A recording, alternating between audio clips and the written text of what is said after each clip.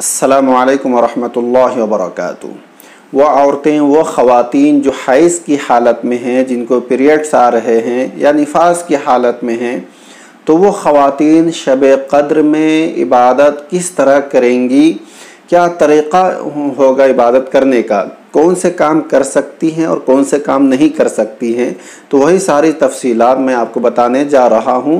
हमारी माँ बहनों से गुजारिश है कि इस वीडियो को ज़रूर देखें और दूसरों को शेयर ज़रूर करें, ठीक है।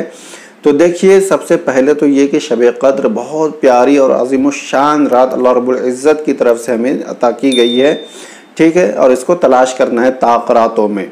लेकिन अगर कोई ख़ातून ताक़ रात में जो तलाश करने की रात है, उन रातों में अगर पीरियड से हो, हैज़ की हालत में हो, निफास की हालत में हो, नापाकी की हालत में हो, तो इबादत किस तरह करेगी।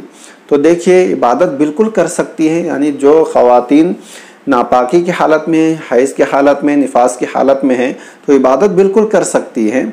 लेकिन आपको कुछ काम करने हैं और कुछ काम नहीं करने हैं, ठीक है। तो सबसे पहली बात तो ये कि कौन से काम आपको नहीं करने हैं, ठीक है। तो देखिए, दो काम ऐसे हैं जो आपको नहीं करना है, ठीक है। नापाकी की हालत में दो काम आपको बिल्कुल नहीं करना है। नंबर एक, कुरान मजीद की तिलावत आपको नहीं करनी है, ठीक है। हैज़ की हालत में, नापाकी की हालत में कुरान मजीद की तिलावत आपको नहीं करनी है। दूसरा काम जो आपको नहीं करना है वो ये कि नमाज नहीं पढ़नी है, ठीक है। नमाज आपको नहीं पढ़नी है, तो ये शरीयत की तरफ से रुख्सत दी गई है आपको। तो आप चाहते हैं कि मैं तिलावत कुरान मजीद और नमाज के ज़रिए सवाब हासिल करूं, लेकिन शरीयत की तरफ से उज़्र की वजह से, मजबूरी की वजह से आप वो काम नहीं कर सकती हैं। तो ऐसा नहीं कि उसके सवाब से आप महरूम हो जाएंगी, बल्कि उसका सवाब अल्लाह रब्बुल इज़्ज़त की तरफ से आपको मिलेगा, ठीक है। ये दो काम आप नहीं कर सकती हैं नापाकी की हालत में, ठीक है।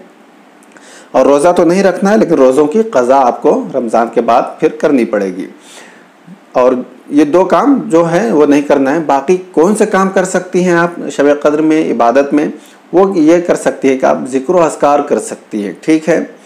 इसी तरह दुरूद शरीफ पढ़ सकती हैं, कलीमे पढ़ सकती हैं, कलीमे तय्यबा पढ़ सकती हैं, कलीमे तमजीद पढ़ सकती हैं, शहादत, तमजीद, तौहीद, ये सारे कलीमे आप पढ़ सकती हैं।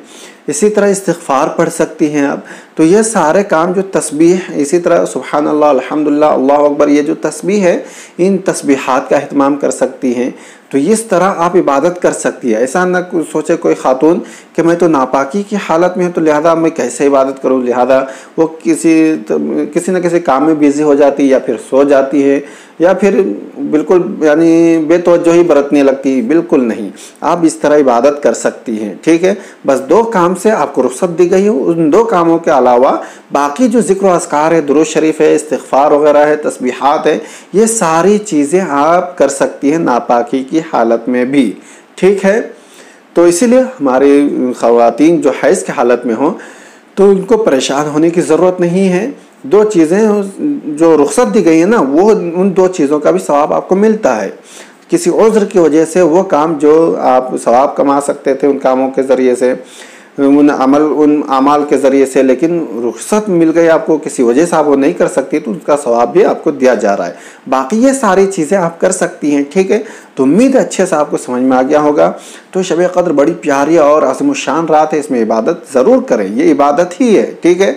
दो चीज़ों से रुख्सत देने का ये मतलब नहीं कि सारी चीज़ों से आप बेइतनाई बरतें, बेतवज्जोही बरतें, नहीं, बल्कि ज़िक्र अज़कार, तस्बीहात, दुरूद शरीफ, ठीक है, कुरान मजीद के तर्जुमे को सुने, कि वो दीनी बयान सुने, इस तरह की चीज़ों को आप आराम से नापाकी की हालत में भी कर सकती हैं। इसका सवाब मिलेगा, यही आपकी इबादत है। इस तरह आप इबादत शब क़द्र में भी कर सकती हैं।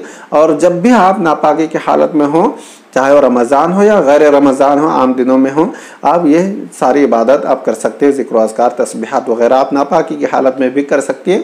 कुरान मजीद की तिलावत और नमाज आपको नहीं पढ़नी है, ठीक है। तो उम्मीद अच्छे से समझ में आ गया होगा। तो इसके लिए कुछ शेयर करें और हमें अपनी दुआ में ज़रूर याद रखें। अस्सलामु अलैकुम वरहमतुल्लाहि वबरकातुहू।